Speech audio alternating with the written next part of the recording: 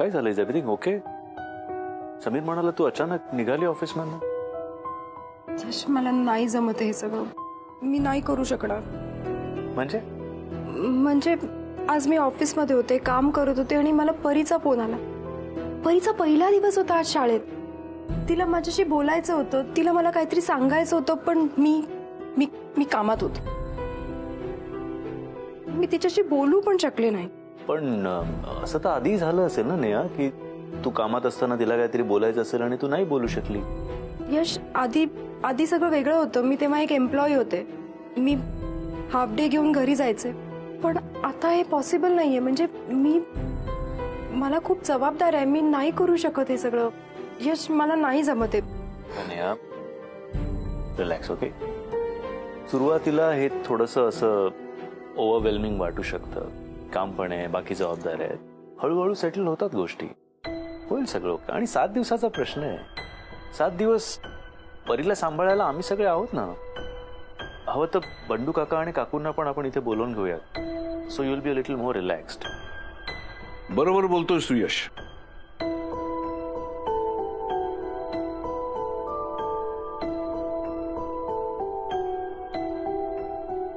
सुनबाई, कोणतंही नवीन काम सुरू करायचं म्हटलं की दडपण हे येणारच.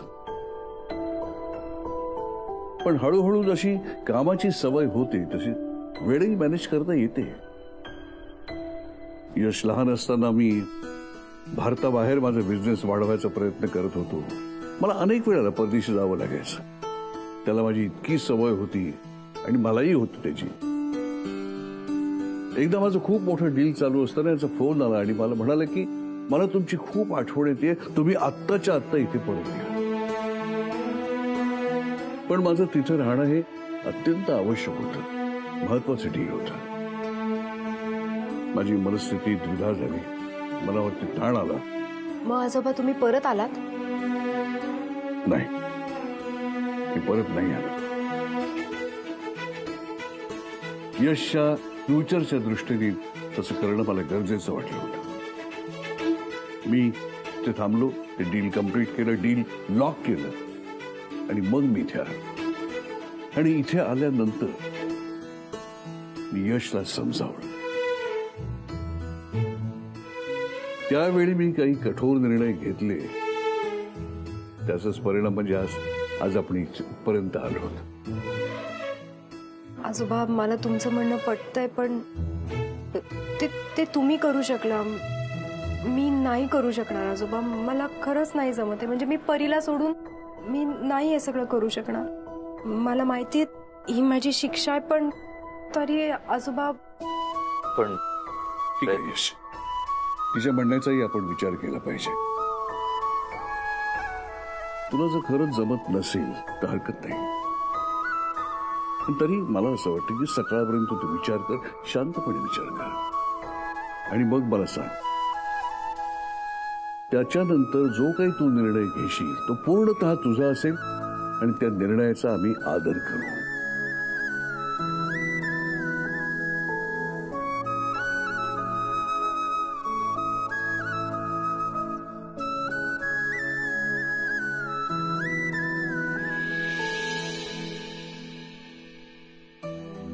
ये बरं नेहा, बैस इथे.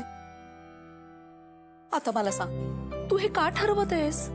अगं, समोरून आलेली संधी आहे, हा प्रॉब्लेम नाहीये. मला माहितीये काकू, पण मला खरंच नाही वाटत मला हे सगळं जमेल. का नेहा? अगं, मला कळतंय ग की तुला परीची काळजी आहे, पण इतकी वर्ष तू परीला सांभाळूनच नोकरी केलीस ना. खूप कष्ट घेतलेस. पण आता आम्ही सगळेजण आहोत ना. आणि बाकीच्यांचे सोड, मी आहे ना. मी घेईन ग परीची काळजी. तू नको काळजी करूस.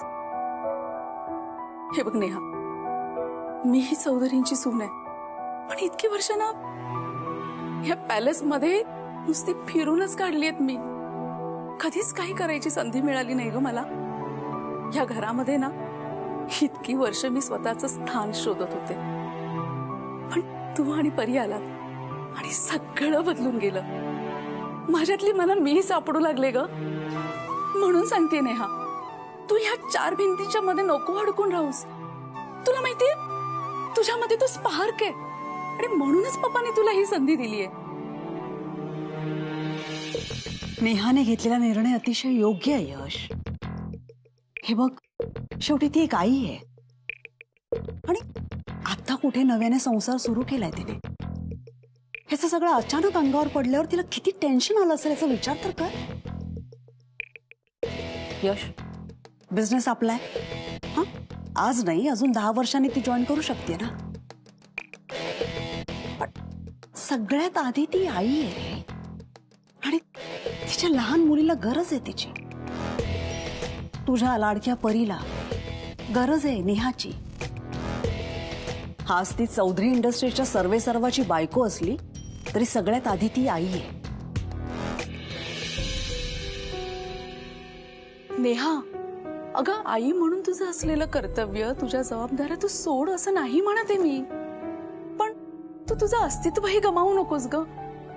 हे बघ, आपण काहीतरी मार्ग काढूयात ना. सुरुवातीला तुला थोडं कठीण वाटेल पण हळूहळू जमू लागेल ग. प्लीज ऐक नेहा, खूप मनापासून सांगतेय ग मी. पुन्हा या घरामध्ये एक मिथीला जन्माला नको घालूस तू. इतरांचं सोड, पण स्वतःच्या लेखी सुद्धा स्वतःचं अस्तित्व हळूहळू कमी होते हे लक्षात येतं ना, तेव्हा ते खूप त्रासदायक असतं ग. आणि हे दुःख मी इतकी वर्ष भोगत आलीये ग, आणि आता अजून कोणी हे दुःख भोगावं हे मी नाही पाहू शकत. मला पप्पांचं म्हणणं पटतंय यश, पण तुमच्या या हट्टापायी एका आईचा बळी देऊ नका तुम्ही. नेहाच्या मनाचा विचार कर जरा यश. ऑफिसमध्ये साधी पिऊनची नोकरी द्यायची असेल तरी त्या पिऊनलाही विचारतो ना आपण, त्याला ही नोकरी करायची की नाही ते. नेहावरच ही सक्ती का करताय तुम्ही? काकू, सक्ती कोणी करत नाहीये, म्हणून तर तिचा निर्णय तिला घ्यायला सांगितलाय. पप्पांनी सांगितलंय. हा, म्हणजे तू आणि पप्पांनी सांगितल्यानंतर नेहाला तो मान्य करावाच लागेल ना. तर नाही म्हणणं तिच्या स्वभावातच नाहीये. मला काय वाटतं, तू नेहाला जाऊन हे सांगायला हवंस की तिने ऑफिसमध्ये जाऊ नये. म्हणजे मग नेहाला पण असं वाटेल ना की तुला तिची बाजू कळते, तू तिला समजून घेतोयस. मग मला असं वाटतं की तिचं टेन्शन हलकं होईल रे. ठीक आहे, मी बोलून बघतो नेहाशी. Let's see what she has to से.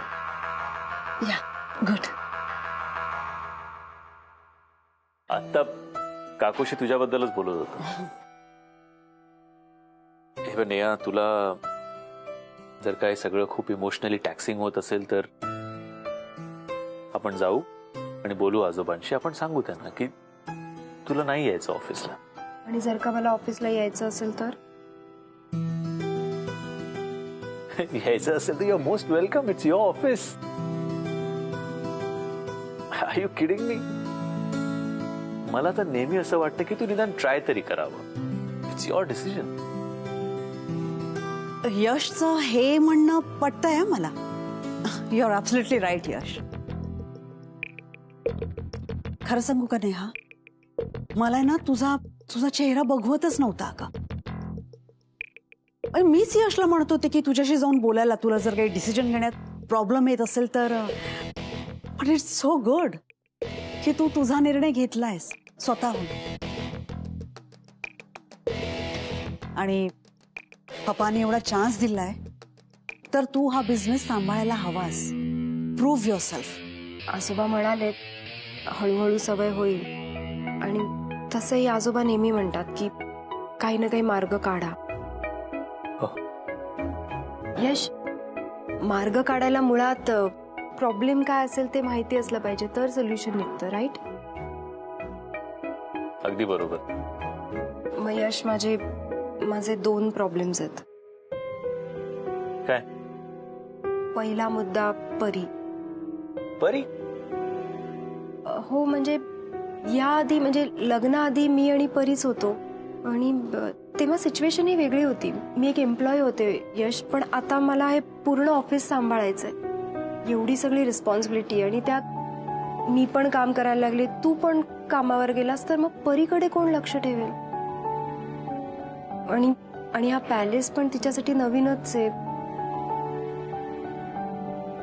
हे बघ, पण तू परीची काळजी नको करू. सगळ्यात आधी तर हा एका आठवड्याचा प्रश्न आहे. ओके, तसंच वाटलं तर मी माझ्या सगळ्या मीटिंग्स घरून करेन, नो प्रॉब्लेम.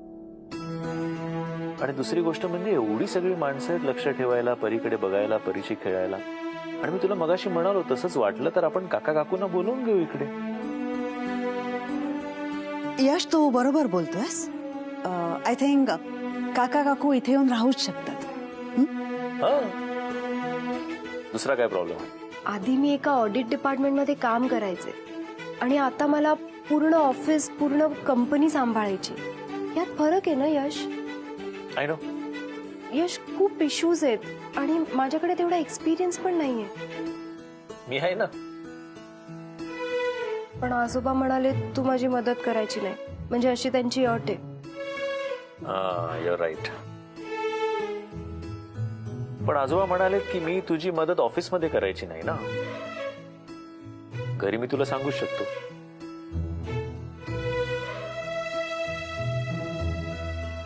दुसरा प्रॉब्लेम सॉल्व, मिसेस चौधरी.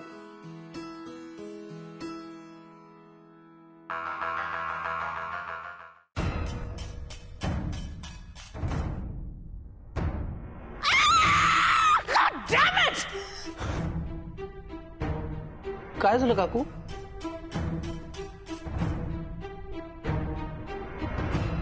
काही खुपलं का? नाही म्हणजे काही पाल, सरडा, झुरळ, विंचू, साप, काही असं काही? हा पॅलेस आहे, चाळ नाही. आणि फॉर युअर इन्फॉर्मेशन, मी घाबरून ओरडलेले नाही. हो, अच्छा, आनंदाची किंकाळी होती होय. मी फार घाबरलो बर का. म्हणजे जात होतो आणि ती आनंदाची किंकाळी ऐकून एकदम मी दचकून गेलो. बाय द वे, आता यशचा फोन आला होता. नेहानी ऑफिसच्या सगळ्या जबाबदाऱ्या घ्यायला होकार दिलाय म्हणे. ती तयार झालीये. मला फार कमाल वाटते त्या मुलीची. अशी पाहिजे जिद्द, अशी पाहिजे तयारी, है ना. आता जबाबदारी सुद्धा घेतली तिने. खरे फार शिकण्यासारखं आहे. काय वाटतं काकू तुम्हाला? तुम्हाला तर सगळं कळलं असेलच. ठीक आहे, मी जातो, जरा कामं आहेत. पण काकू, तुम्ही आनंदाच्या भरात गिरकी वगैरे घेताना थोडी काळजी घ्या बरं का. काही लागेल खुपेल म्हणून आपलं एक सांगितलं. मी कामाला जातो. Take care. रिडिक्युलस.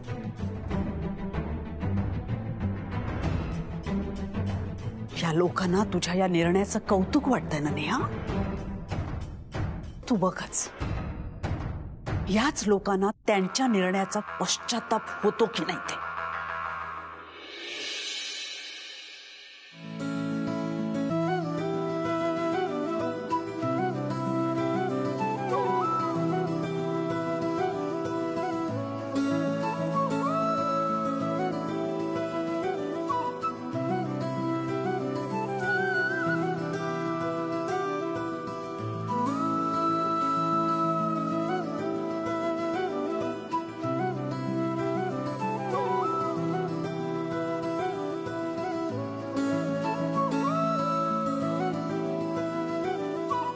नेहा,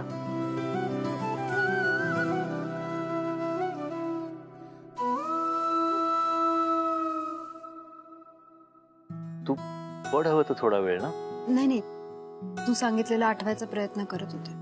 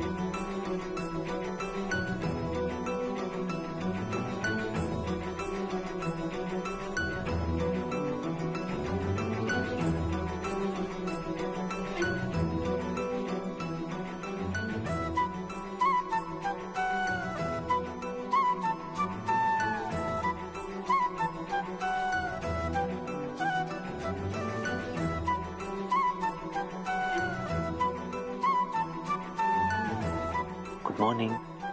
या. मला मला झोप लागली. हो, तुला इथेच झोप लागली मग मी तुला डिस्टर्ब नाही केलं. म्हटलं आता सकाळी कॉफी घेऊन येऊ तेव्हाच उठवू. ओके.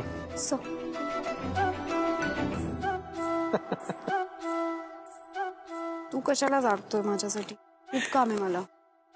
हे बघ, एक तर मला झोप येत नाहीये आणि दुसरं म्हणजे असं मध्यरात्री बायकोबरोबर कॉफी प्यायची अपॉर्च्युनिटी परत कधी मिळणार आहे मला? You know. माझ्यामुळे तुला पण जागावं लागतं ना. That's okay. कॉलेजमध्ये असताना ॲज इट इज आम्ही अभ्यासासाठी जागरण करायचो. तर तुझा अभ्यास चाललाय, जागरण चाललंय. Cheers. शुगर थोडी कमी आहे का गं? ओके.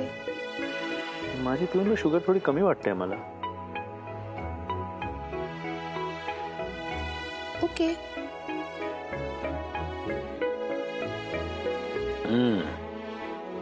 आता करेक्ट.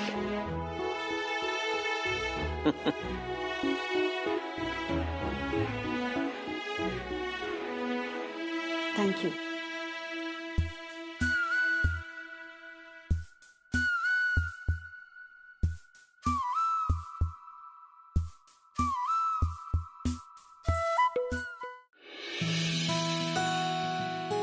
ही बघा, ही इथे. का झालं आजोबा? काही हवं होतं तुम्ही इथे? अगं काहीही नाही.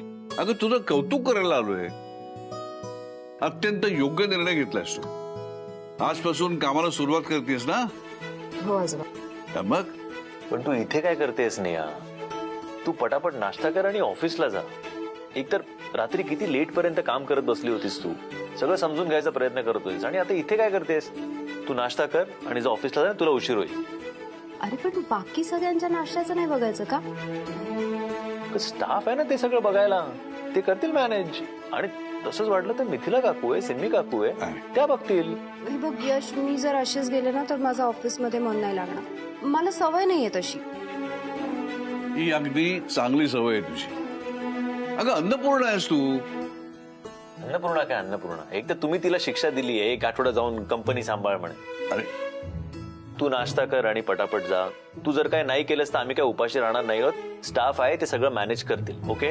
पण मी उपाशी नाही. का? जोवर मी बनवलेलं बाकी सगळे पोट भरून खात नाही ना, तोवर माझं पण पोट भरत नाही. आणि जर हवंय असं म्हणून परत मागितलं नाही ना तर मुळीच नाही. ए, तू हसू नकोस. तिने जर का मनावर घेतलं ना तर 4 दिवसात सगळं किचन ताब्यात घेईल ती. तुझी नोकरी धोक्यात येईल. चला गरम गरम नाश्ता रेडी. Of course of course. नाही तर तुझं पोट कसं भरणार? हो ना. चल आता. पटकन ना.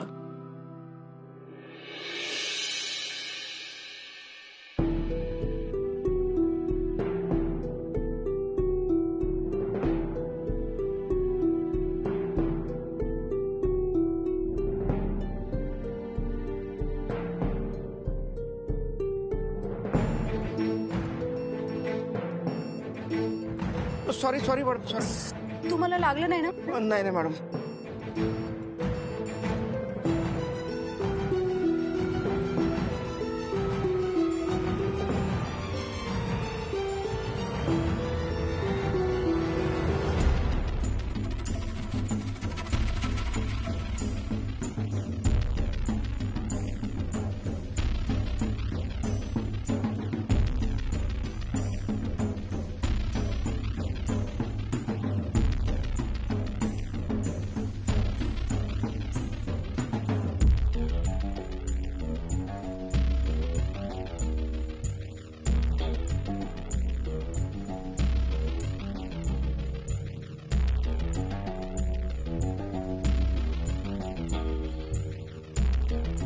तुमचं नाव काय? अविनाश ना?